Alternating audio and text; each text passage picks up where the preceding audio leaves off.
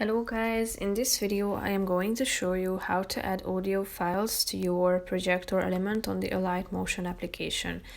But first I just want to mention, don't forget to subscribe to my channel because at 10,000 subscribers I am going to show you my whole YouTube revenue statistics and growth strategy, how to make money online. So let's jump into it.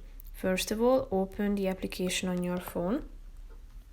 After that you should tap on either the plus icon down below in order to create a new project or element, or tap on the projects or elements option and select one of these.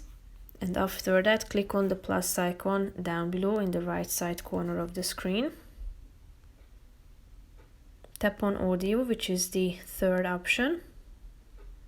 Tap on view all. And here you should select from these folders such as files, songs, albums, artists, genres and playlist. Tap on the relevant one and then select from your audio file, tap on the relevant one, and then it will be inserted into your new project or element. So that's pretty much it for this video, guys. I hope you found it helpful. If you did, consider subscribing and see you in the next video. Bye bye.